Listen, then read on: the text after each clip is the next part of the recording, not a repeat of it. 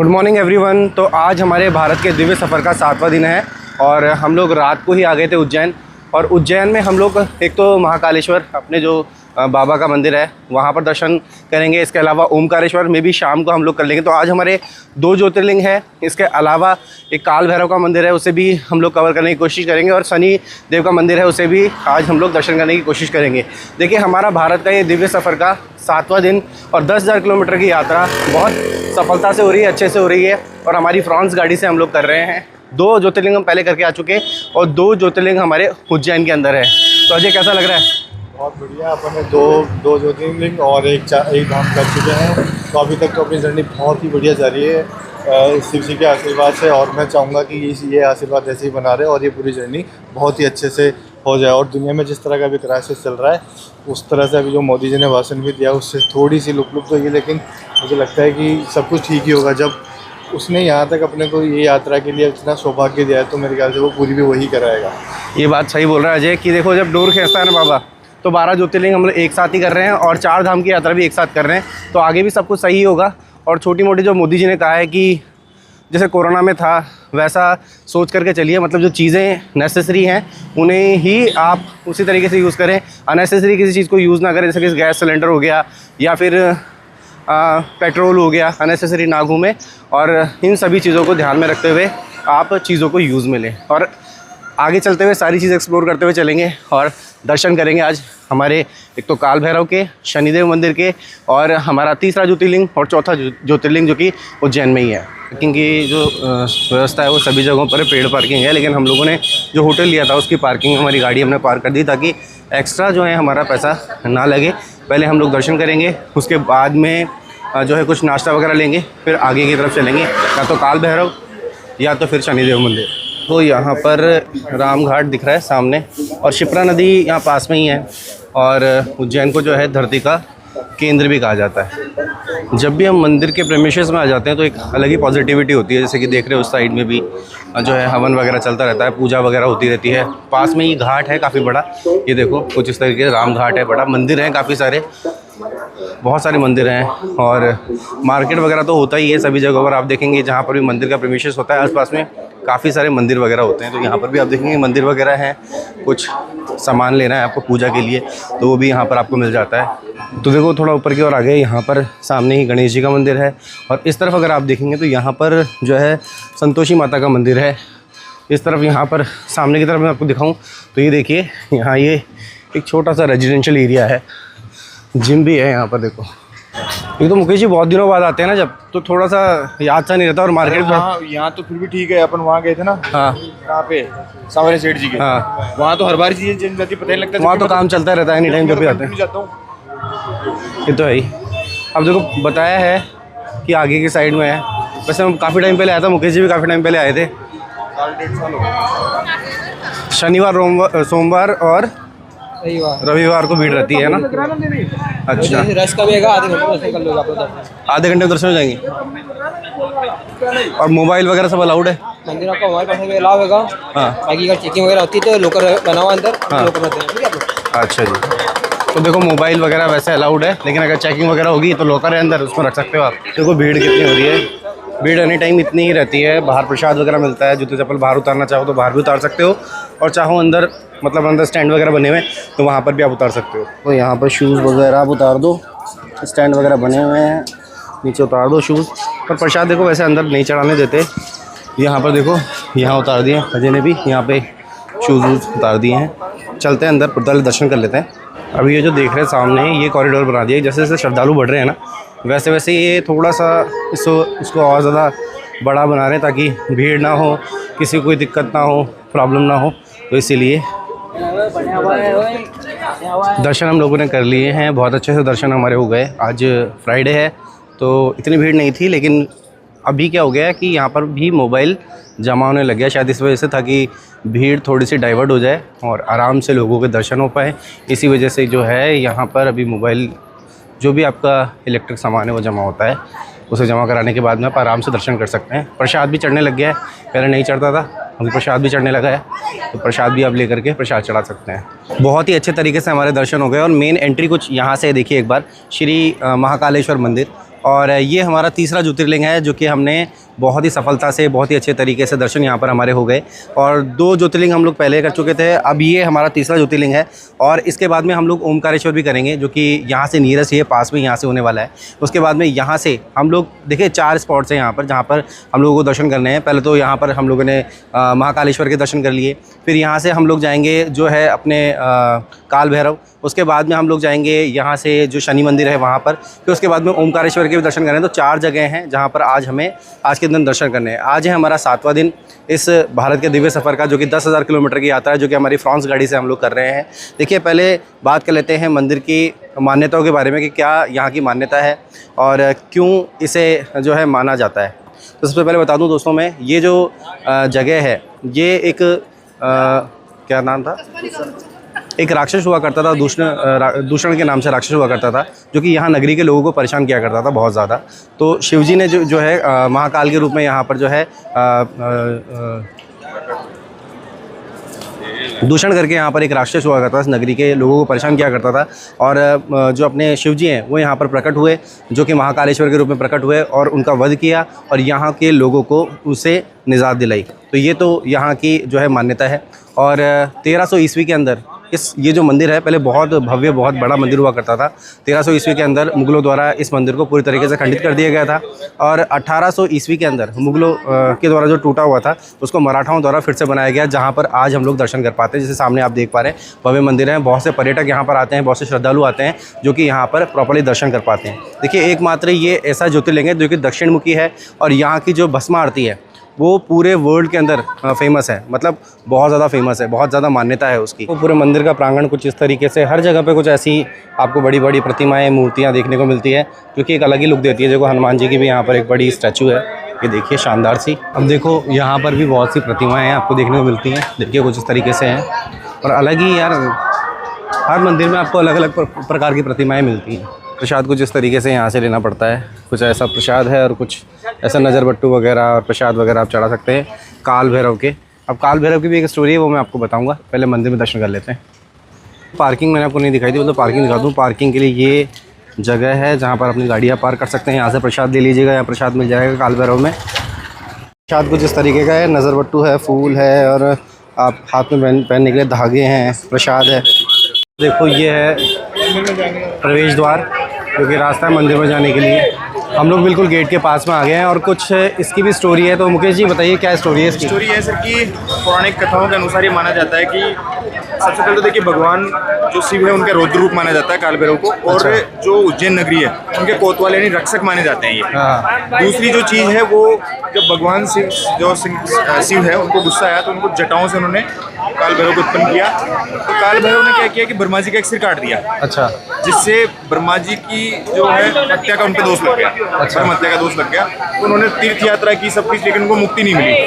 तो उनको यहाँ के आके मुक्ति मिली, इसलिए यहाँ पे जो काल भैरव है वो यहाँ पे स्थापित हो गए। और ये 18वीं सदी है, मराठों के द्वारा यहाँ पे मंदिर का निर्माण किया गया था, जिसके आज हम लोग यहाँ पे दर्शन कर रहे हैं। और उज्जैन के अंदर जो प्रमुख 8 जो भैरव है उनके अंदर ये प्रमुख भैरव माने जाते हैं काल भैरव। ऐसा माना जाता है कि महाकाल के जब दर्शन करते हैं तो यहाँ पे दर्शन करने से आपको और भी ज़्यादा पुण्य की प्राप्ति होती है। ये काफ़ी अच्छी चीज़ है और ये बहुत सारी चीज़ें बताते हैं, पूरा ज्ञान है इनको सब चीज़ों का। तो यहाँ पर जितने भी ये बैरिकेड्स हैं इन पर सभी पे धागे बंधे हुए हैं और ये कुछ मन्नतें जो हैं भगवान से मानी जाती है और ये लोग ऐसा सोचते हैं इसको बांध करके। ये ऐसी आस्था है यहाँ पर कि इसको बांधने से उनकी मनोकामनाएं पूरी होगी। और अच्छा है, आस्था पर विश्वास होना बहुत ज़रूरी है। ये देखो ये है सामने काल भैरव का मंदिर और यहाँ पर पूरे पे ग्रीन जो है पर्दा लगा हुआ है ताकि धूप ना लगे। के समय इधर पूरे में दिए जलते होंगे तो कितना शानदार लगता होगा। और ये पूरा प्रांगण देखो कैसा है, मंदिर का पूरा प्रांगण। तरह में हो गए काल भैरव के, भीड़ बहुत ज़्यादा है यहाँ पर अंदर की साइड में और थोड़ा सा एक लाइन जो है थोड़ी कंजेस्टेड है, तो अंदर जाकर के शायद में भी दर्शन हो भी पाए, नहीं भी हो पाए थोड़ा। अब देखो दर्शन तो हमारे हो गए थे, यहाँ पर इस वाले मंदिर के भी हमने दर्शन कर लिए और यहाँ पर भी दिए वगैरह जलाते हैं, तेल के दिए जलते हैं और कुछ इस तरीके से है। लेकिन एक बात का आप ध्यान रखिए, एक तो आप भैरव अष्टमी पे, एक शिवरात्रि के टाइम पे आप इधर जो है सोच समझ के आएँ, टाइम निकाल करके आएँ, क्योंकि बहुत ज़्यादा भीड़ रहती है इधर, बहुत ही ज़्यादा भीड़ रहती है। अभी भी आप देखेंगे तो बहुत काफ़ी भीड़ है इधर। ये देखो नींबू पानी वगैरह, नींबू पानी पीने के लिए हम लोग यहाँ पर रुक गए क्योंकि गर्मी बहुत है यहाँ पर और यहाँ बैठे हैं हम लोग, नींबू पानी वाले भैया नींबू पानी लेकर के आ रहे हैं। 30 रुपये प्राइस है। और जूते चप्पल जहाँ पर हमने उतारे थे उसके भी एक मतलब हम लोगों ने थैला लिया था, उस थैले में सारे हमने जूते डाले थे, उसके 20 रुपये उन लोगों ने लिए।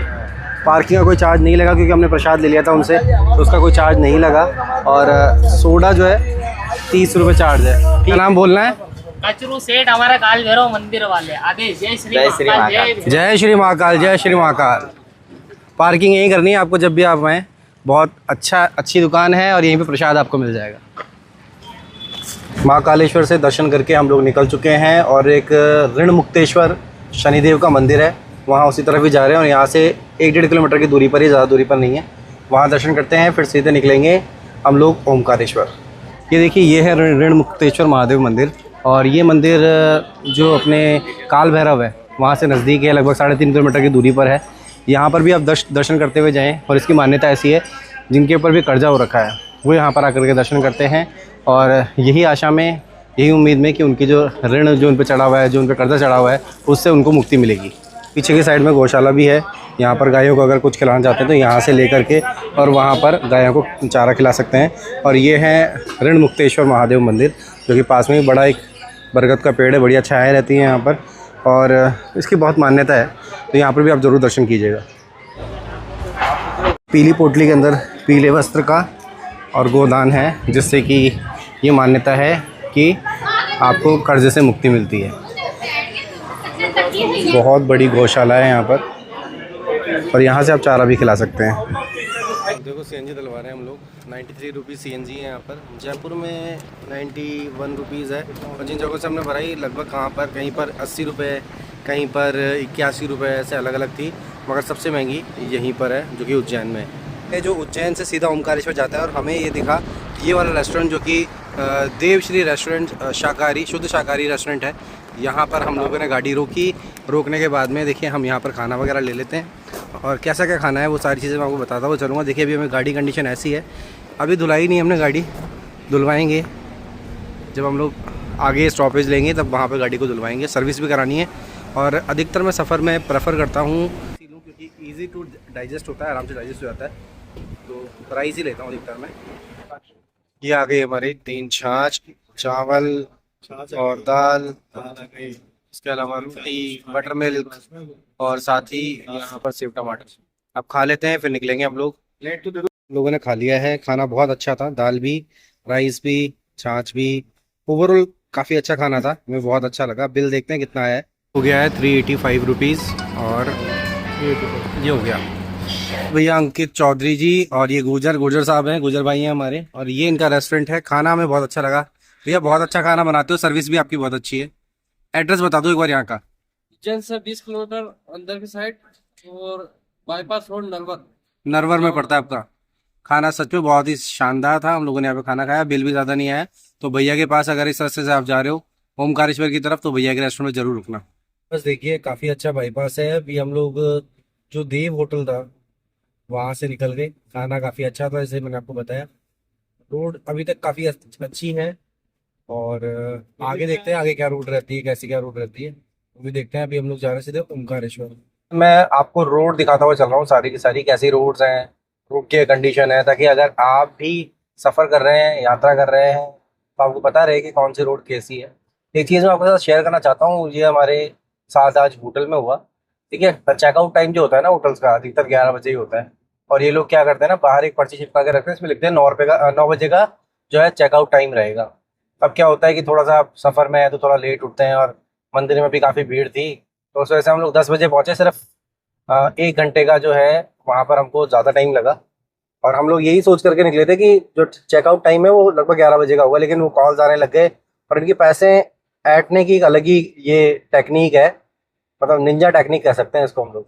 ये अलग ही टेक्निक है कि भैया हम आपसे पूरे दिन का पैसा चार्ज करेंगे। अब फिर वो वहाँ पर वो माथाफोड़ी करेंगे आपसे, या तो आप परेशान होगे या तो फिर वो अगला परेशान होएगा।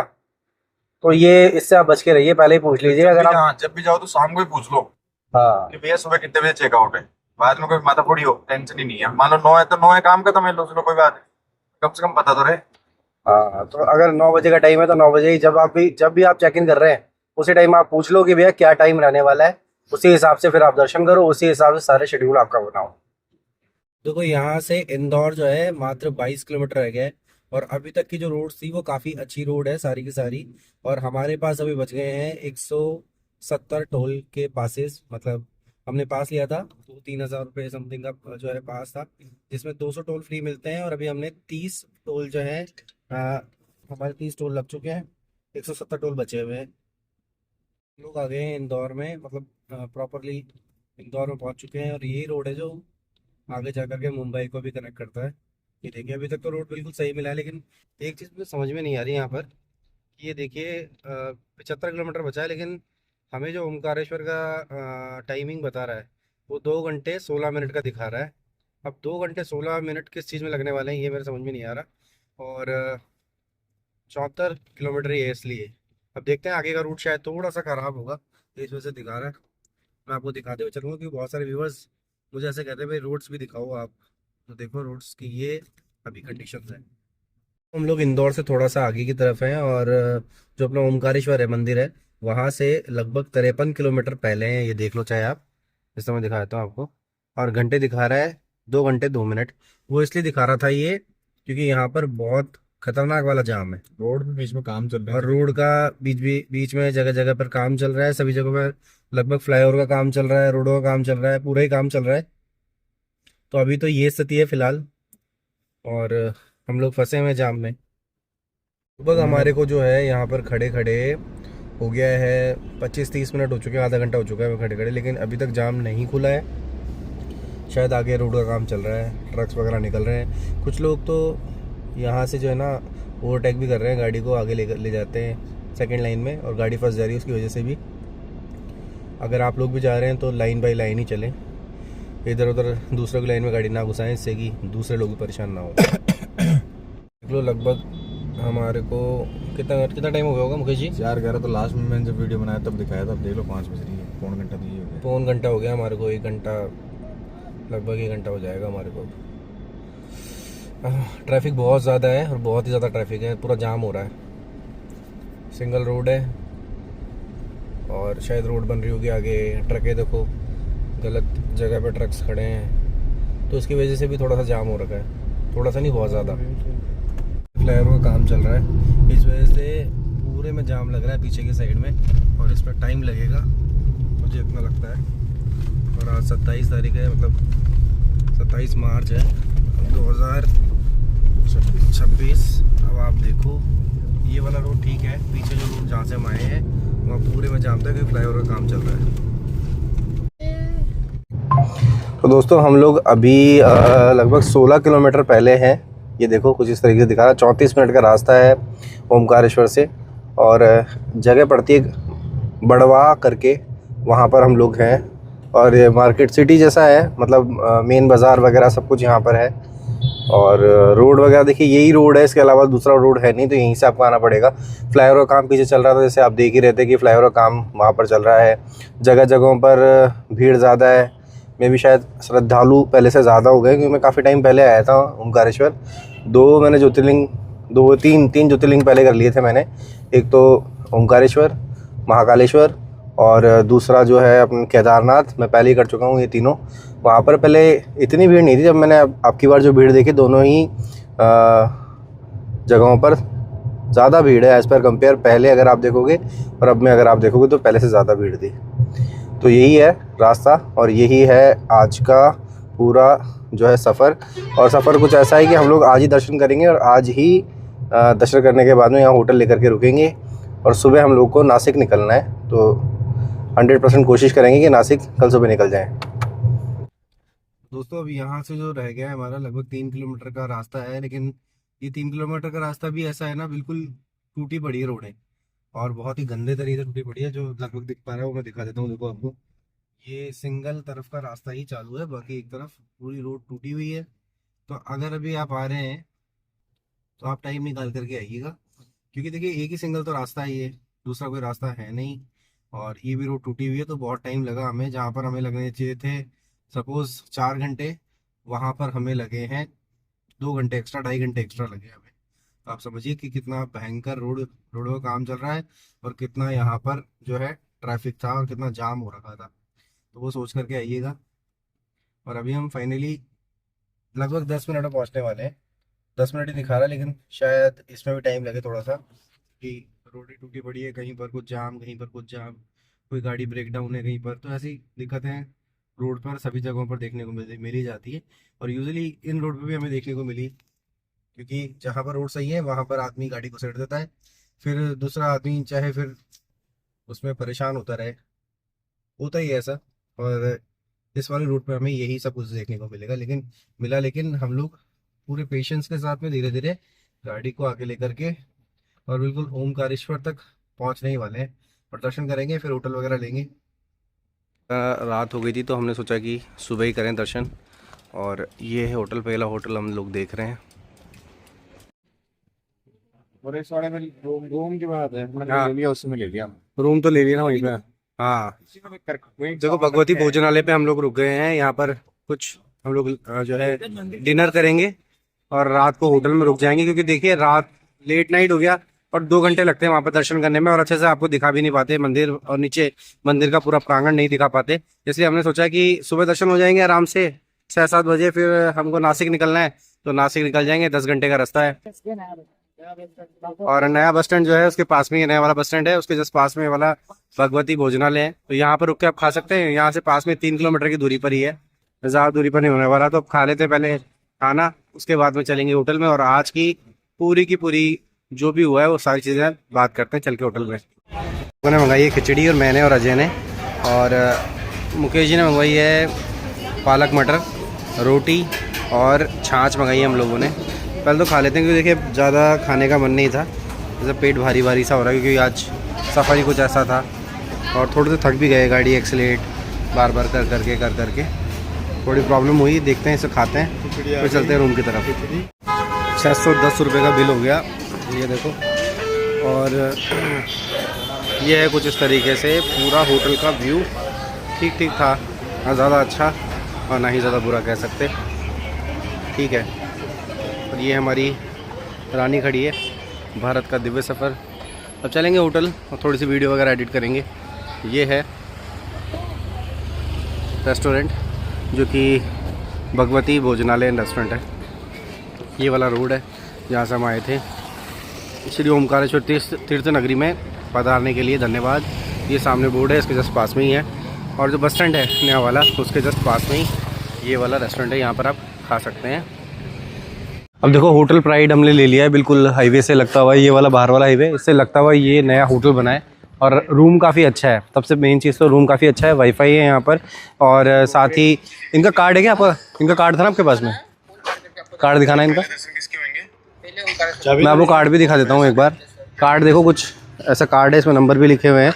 आप एक बार इसको पोज करके देख लेना जब भी आप आओ। तो ये अच्छी रेटों में आपको जो है यहाँ पर ये होटल मिल जाएगा।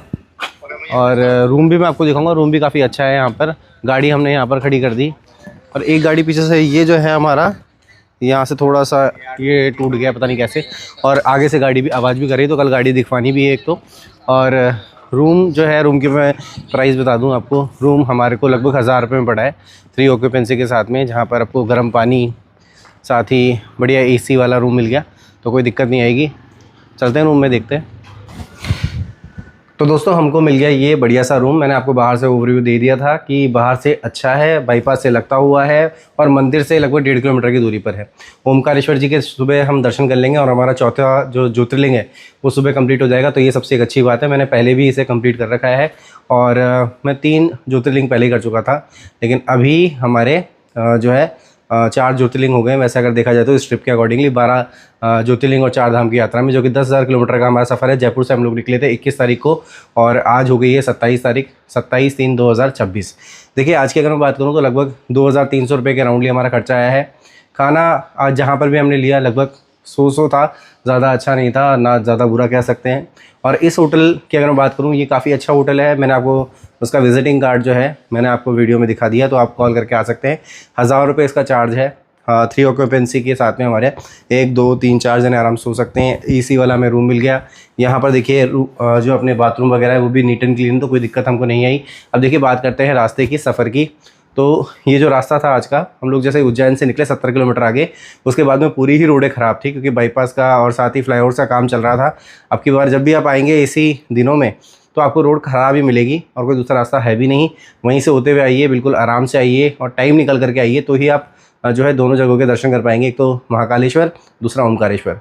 तो ये था आज का पूरा दिन का जो भी दिनचर्या रही, उसका पूरा मैंने आपको बता दिया क्या कुछ रहा। अगर आपको वीडियो हमारी पसंद आ रही है और कुछ अगर आपके मन में ऐसा है कि ये चीज़ें करनी चाहिए, इस सिटी के अंदर ये मिलेगा, आपके कोई सवाल और सुझाव है तो आप हमें कमेंट सेक्शन में जाकर बता सकते हैं। हम आपके कमेंट्स का बेसब्री से इंतज़ार करते हैं। और अभी के लिए इतना ही। हर हर महादेव।